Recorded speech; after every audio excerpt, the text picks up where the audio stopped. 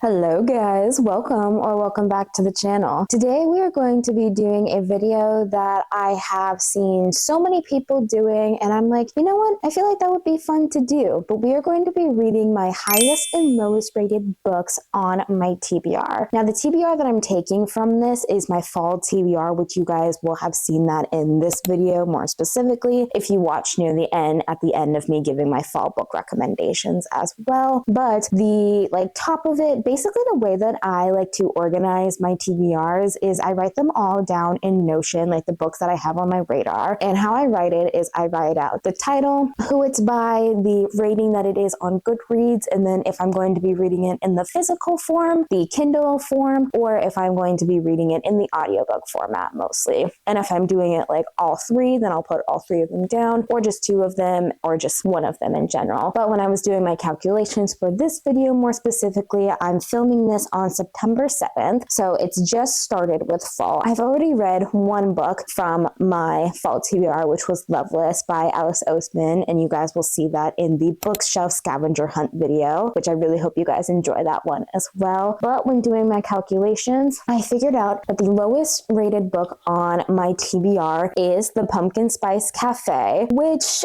from what I have seen, I can understand why so many people don't like this book and why it has such a low rating on Goodreads. I took screenshots of it just to see. And yeah, the Pumpkin Spice Cafe has a overall rating of 3.37, which to some people is not the greatest. And I can understand that, and I have wanted to read this book for a while, since it first came out. I don't know if I will like this, but I always like to try books at least once and try authors at least once, because you never know. And I feel like it's also going to be a good time for me to go into this because I'm kind of feeling a little bit cheesy rom-com style. I've also heard it gives a lot of Hallmark vibes, and I'm like, you know what? I might as well try it out. But that is my lowest rated book that I have on my TBR. And then surprisingly, my highest rated book that I have on my TBR is Heartless by Elsie Silver. Now, this is the second book in the Chestnut Springs series. I read Flawless about a month or so ago, I believe, and I really, really enjoyed that book. And I'm like, might as well read the rest of the series. But this is a cowboy romance, obviously. It's a nanny and single dad as well, so there's a little bit of an age gap. I think it's 13 years, yeah, because this one follows Cade Easton, who is Rhett's brother, and then it also follows Willa Grant, who is Summer's best friend from Flawless. And I believe the consensus for this, a lot of people really, really like Elsie Silver's writing. They really, really love the Chestnut Springs series, and I'm obviously extremely late getting into this series, but you know what, just as long as I get to it, I feel like it's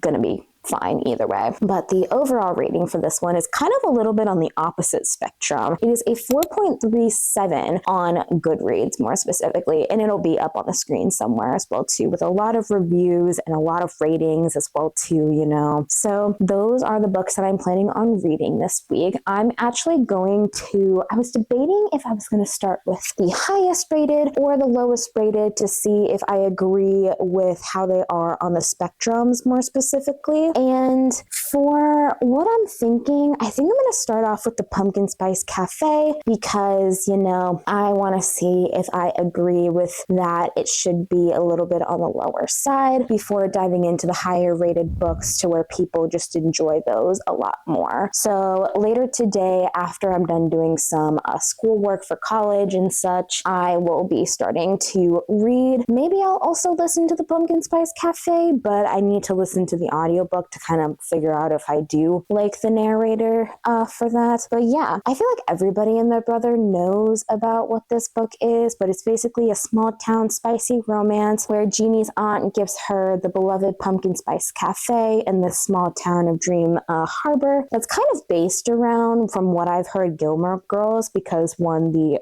pen name for the author is Lori Gilmore. I can't remember who the pen name is for specifically and such, but basically it's like a fresh start for Jeannie to get away from her very dull desk job. And then there's a local farmer who avoids dream harbors gossip at all costs. And then when Jeannie arrives, it obviously disrupts Logan and such. And it's very much a grumpy small town boy with like a city girl as well too, you know. So yeah, that's basically what I've gotten from that. So yeah, I will see you guys later when I pick up the Pumpkin Spice Cafe.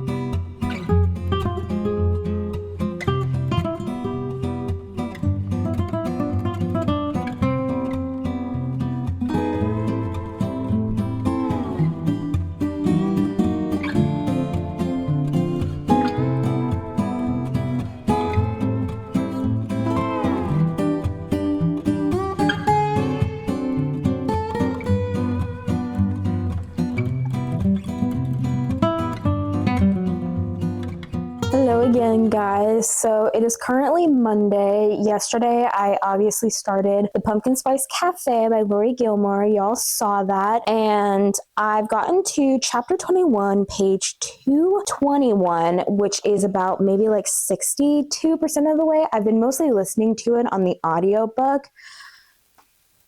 I'm not liking this. I'm not gonna lie. I'm not really gelling with it, to say the least. And you guys know how much I hate giving negative reviews because I don't know why, but sometimes it just feels necessary, but also unnecessary at the same time. I'm not gelling with the writing style more specifically. I mean, I knew what I was getting into wasn't going to be the best prose. I knew that going into it. I knew that it was just kind of here for like the vibes and such, and that we like weren't going into like deep topics because, you know, like when you look at a book like this, you're like thinking like, oh yeah, there's not going to be many deep topics. It's one of those books where I'm contemplating DNFing and never picking it up. But then this video would be maybe like 15 minutes long. And I don't know if you guys want to watch that. So I'm kind of pushing through, to say the least. I'm not liking being in either Jeannie nor Logan's head. Specifically, I don't mind.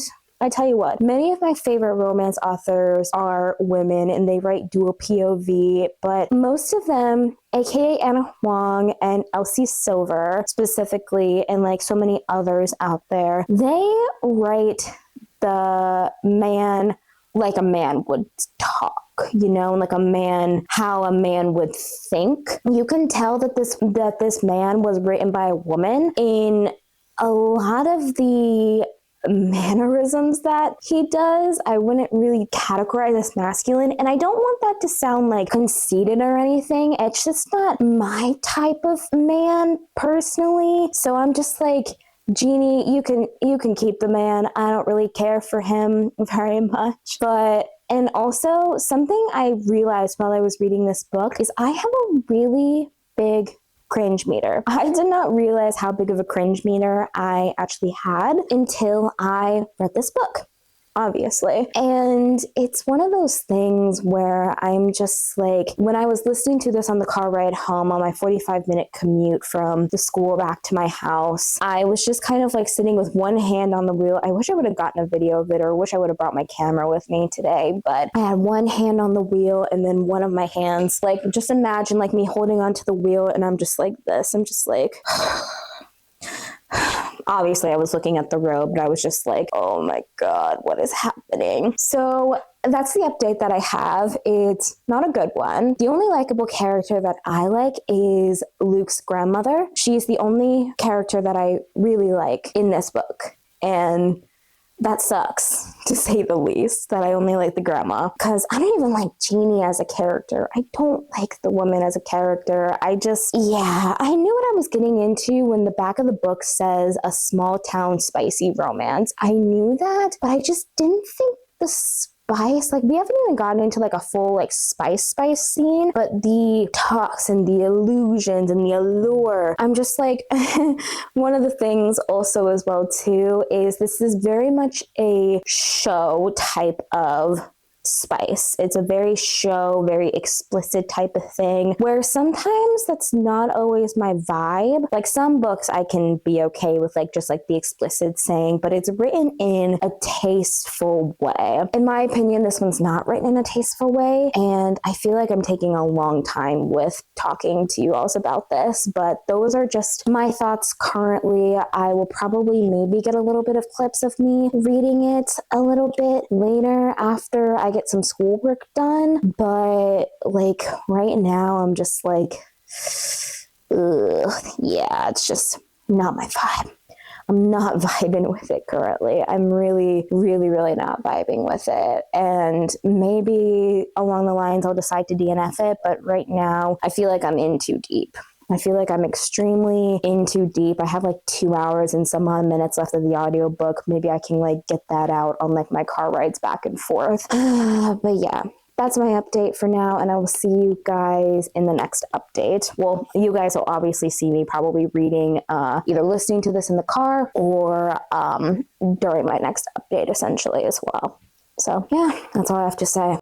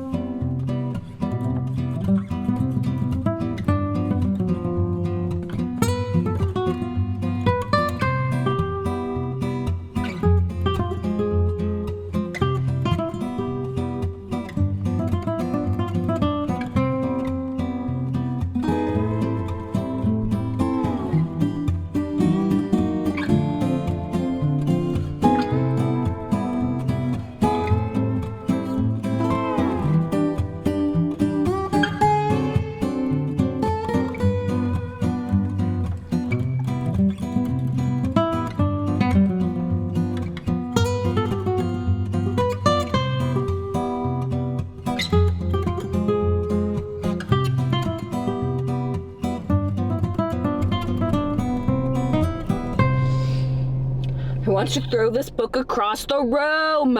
I want to throw this book across the room. Oh God, I wasn't even planning on making a fucking update, but I'm 82% of the way in. I want to throw this book across the room. I want to throw this book across the room. Oh my God. Hello guys, so I'm back with a much awaited update. I have finished listening / reading to the Pumpkin Spice Cafe. I hate to say it, but this is gonna be a 1 star. Now don't come for me, please do not come for me. Let me explain. This is definitely one of those scenarios where curiosity killed the cat.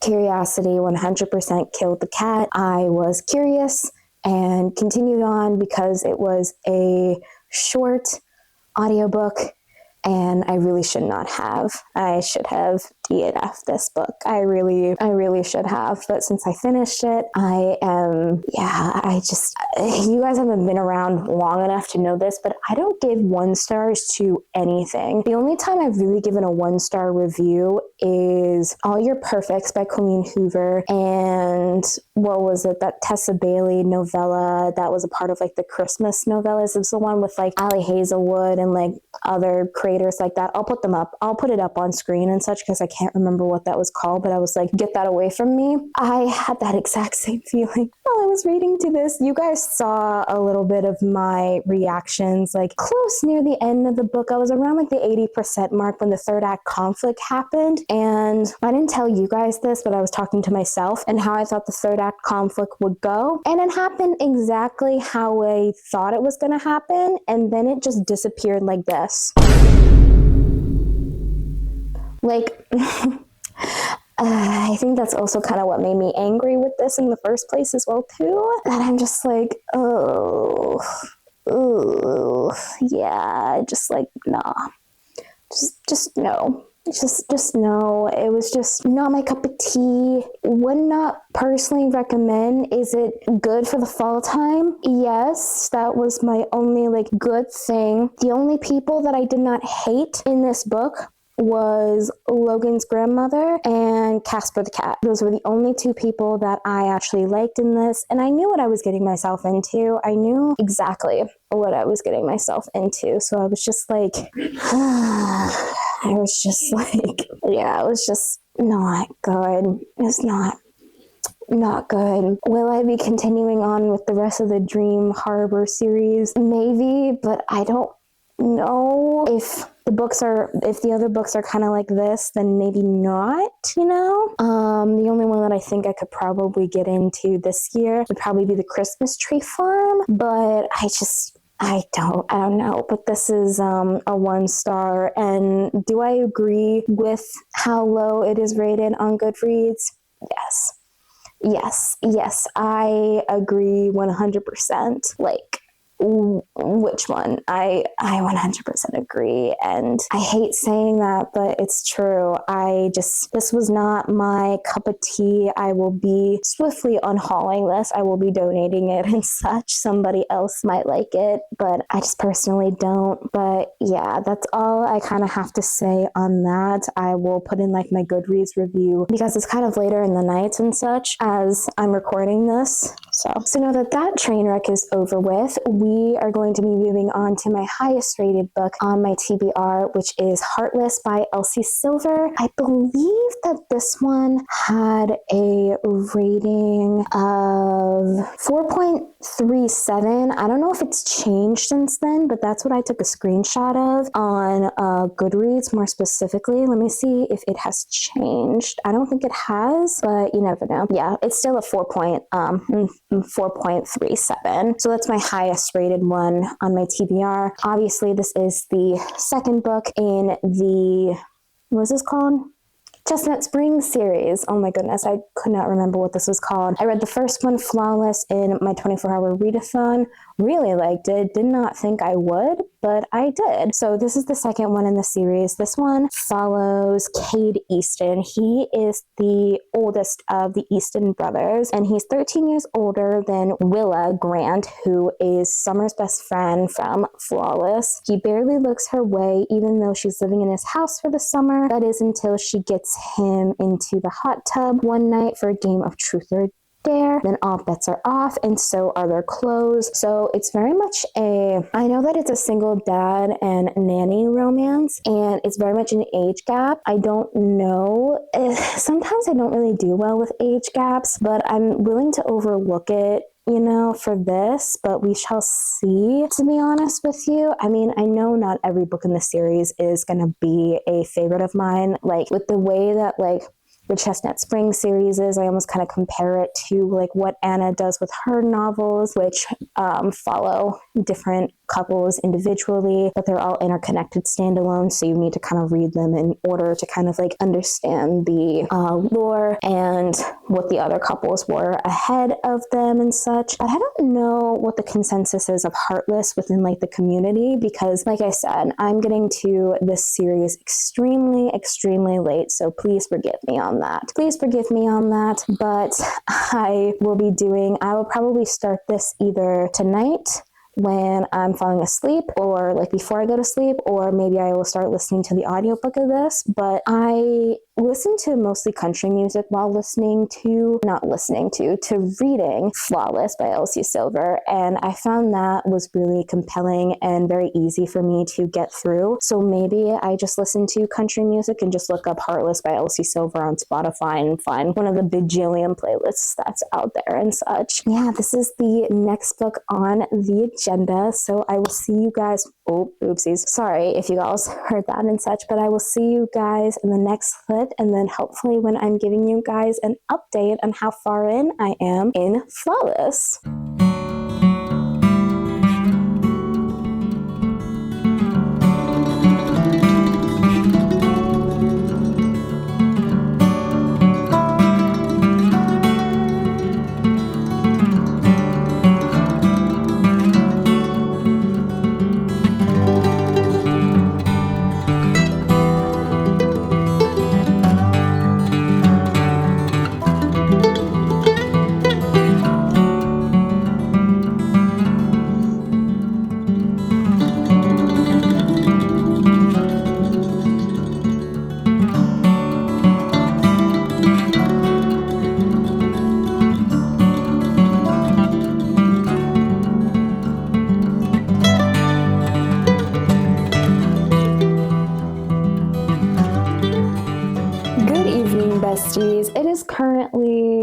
what day is it?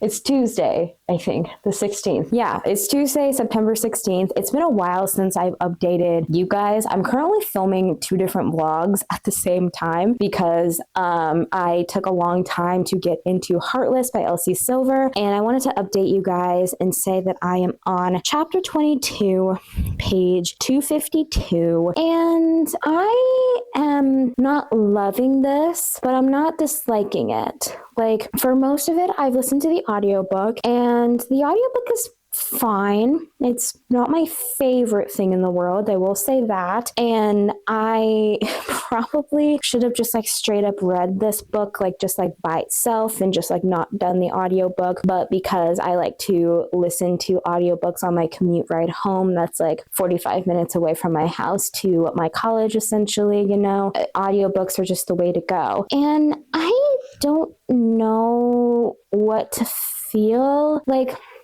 Specifically, I know a lot of people go feral for the single dad and nanny trope because I don't know why, but so many people just do. Personally, to me, and I know this is fiction, but to me, single dad feels a little bit unrealistic, especially within the world, even though that I know that there are plenty of single parents and especially single dads out there. And this dude is like 13 years older than Willa. It follows Cade. And I don't know, some of the sexual tones are very much there. They're not really undertones, they're very much overtones. And I just stopped at the end of a spicy chapter, and I think we might be getting into another bit of a spicy chapter. And I just wanted to like update and say that like it's not bad, I would say. It's not bad whatsoever. I just am not enjoying it as much as I did with Flawless, if that makes any sense. I think I'm still going to continue on with the series because Powerless, I believe, is the next one after this. Not that Powerless. I don't know if you can see the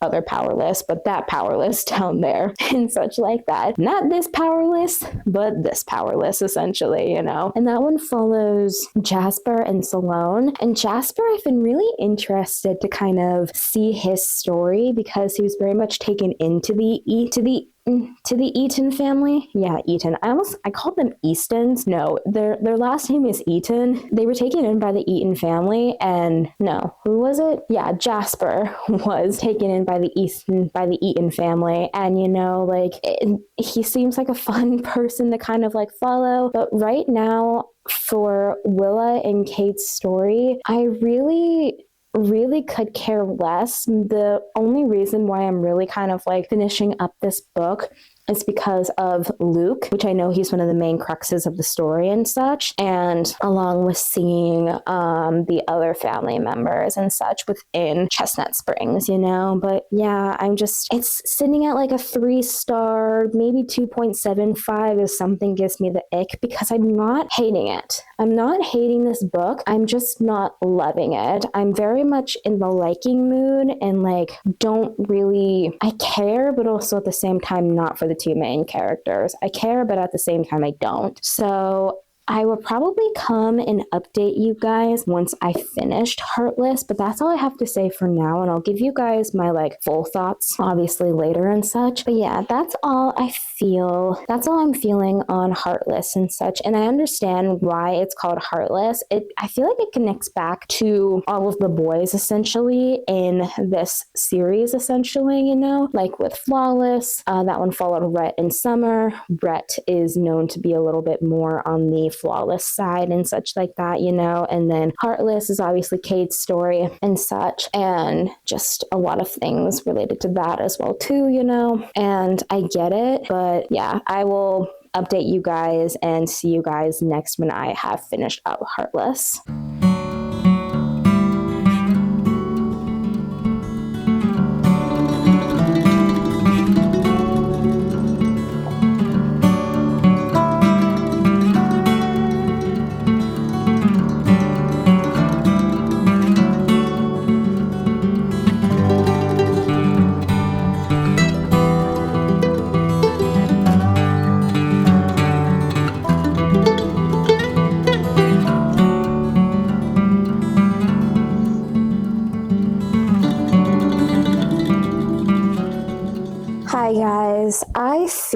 I'm coming in with bad news. Question mark, essentially. But you guys know that I have been painstakingly reading Heartless by Elsie Silver. This book is not good. It's not good. And I am not gonna lie, I officially stopped like straight on like reading this book and taking it all in on chapter 25, I believe. Yeah, chapter 25. And I'm not gonna lie, I skimmed it and looked up spoilers on YouTube because I want to see the next person's. I want to see Jasper's and Salone's story. And I don't really, oh God, this might get me some flack, but I didn't really officially finish Heartless by Elsie Silver, but from where I'm sitting at it right now, I'm like, I think I'm gonna give it a 2.5. It's not too bad by any means, but it's like a 2.5/DNF essentially. I mostly read it, so I'm technically counting it against my reading goal essentially. I don't know maybe it's because I've been reading too much romance as of recently that I just wasn't really vibing with this book. I wasn't vibing with the audiobook. It was fine reading by itself. But then reading some lines and such, I was just like, ew, that's disgusting essentially.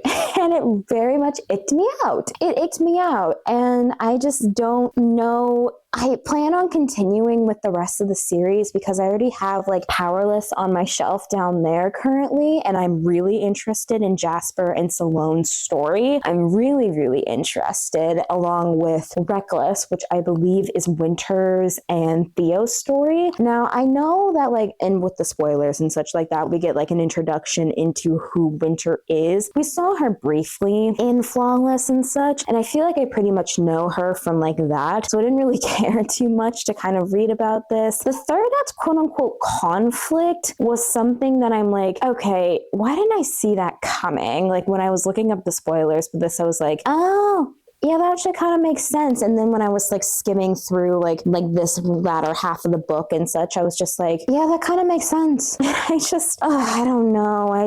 I did not like it. It's going to go as a 2.5 on Goodreads, guys. I'm sorry. I am going to count it towards my pages read because even though I didn't read every single page, it's my video. Y'all can come at me if you want to, but I strongly disencourage it that you don't go after me, essentially. But yeah, for my Elsie Silver lovers, I will say I will be continuing on with the rest of the series. I just didn't really like Heartless that much. I didn't like the way that a lot of the sex talk was talking about. It was a little too much for me in my opinion, and it was just something that I personally could not get into, and I was just like, what the fuck am I reading? And this is one of people's favorites within the actual series itself. Like so many people love this book, and I'm just like, it's fine. Like that's the thing and such like that. I wasn't hating my time. I was just very much disliking it. Like there were some elements that I liked. I love seeing the side characters. I love seeing Luke. I loved seeing Luke in this. He was so sweet. He's so funny. And he's one of those little kids where it's just you can tell he's grown up around adults because he sounds like his grammar is a lot better and such, in the way that he speaks is a little bit better because he's been raised around adults all of his life, which I loved seeing that representation, and coming from a single